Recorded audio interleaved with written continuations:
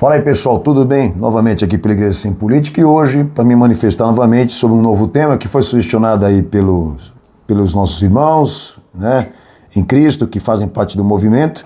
E o tema que é isso, a reportagem do Estadão, que define a politização dos cultos, tem afastado fiéis que querem seus valores na política, liberdade de voto, sem imposição de voto pela igreja e pelos pastores, sem o proselitismo partidário, político e religioso. Bem, isso foi a público e aí cada líder manifestou a sua opinião. O Malafaia nega as acusações de imposição a certos candidatos, como também a politização dos seus cultos, que a sua única tarefa é dar a consciência política. Ele que até em vídeos xinga ministros, coage e influencia políticos, leva políticos para cima do púlpito e faz aqueles apelos que vocês já sabem, oram por eles, ele não está fazendo campanha política, ele só está dando consciência política, né? A dissimulação desse cara, como também dos demais, é assustador. Bom, lembrando vocês que ali dentro da primeira igreja, a autoridade da igreja instituída por Cristo não consistia em influência, cargos e patrimônios. A autoridade daquela igreja era a pregação, era provar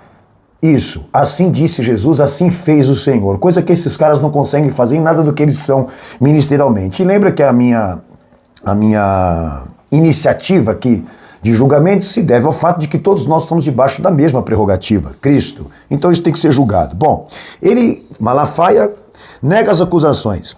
Para ele está dando consciência política. Vejam só vocês que com todos os elementos se prova que esse cara aí, o que ele anda fazendo com a igreja, a atividade dele ministerial traz presidencialismo de coalizão. Eu já trouxe isso aqui em canal com os elementos científicos disso para provar isso nesse cara. Mas veja só vocês, não é novidade isso.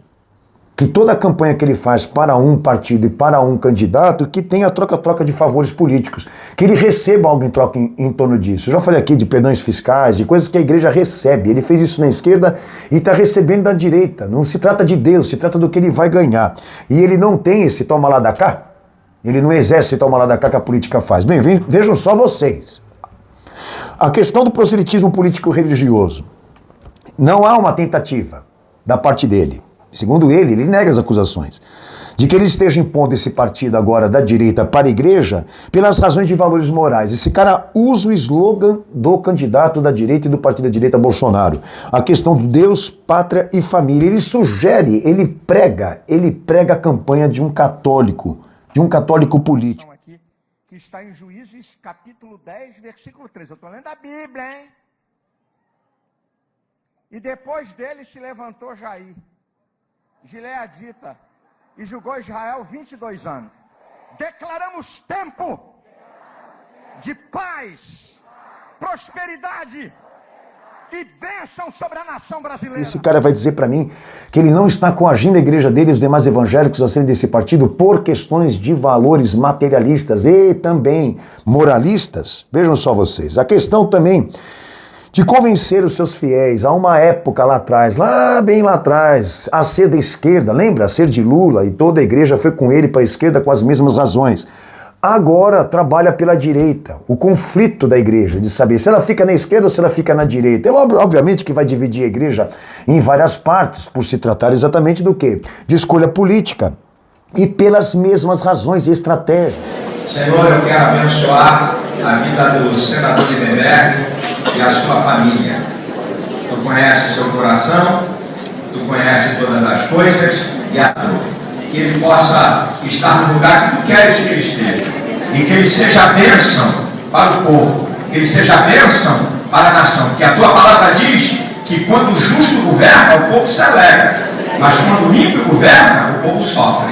Dá a ele sabedoria, dá a ele a tua graça, abençoa a sua esposa, seus filhos, guarde e que ele possa ser uma bênção na sua função, no desempenho da sua tarefa. Ele fez com a esquerda e o que ele faz com a direita agora levam as razões do sentimento de sujeição e temor materialista, porque nós precisamos, porque senão virão dias de caos, porque senão virão dias de destruição, ou por aquele candidato ou por aquele outro candidato. Então a esquerda e a direita sempre teve na atividade ministerial desse cara. E hoje, jovens e pessoas que estão dentro da igreja estão se sentindo divididos por essa razão.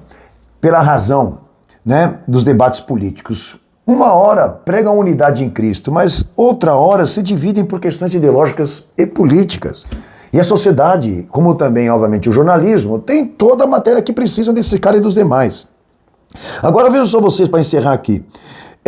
Em Alagoas, Samuel Ferreira, exemplo, esse cara, diante de uma conferência, não sei se era culto, ele chama o pastor responsável pelas igrejas em Alagoas e diz assim para o pastor, que saberá Deus, deveria ter sua opinião, em que candidato ele vai eleger ou vai votar, e olha para a cara do pastor lá e diz para ele, só vai se falar de Jesus e de Lira. O Arthur Lira, presidente da Câmara, que estava do lado dele. Nossas igrejas só vai falar de Jesus na época de eleição e do Senhor.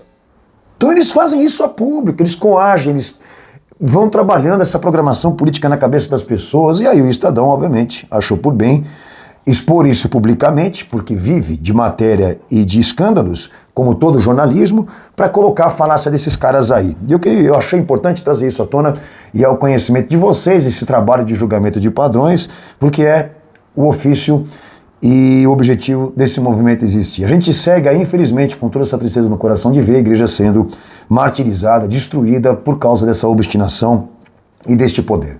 Um abraço a vocês, até o próximo vídeo.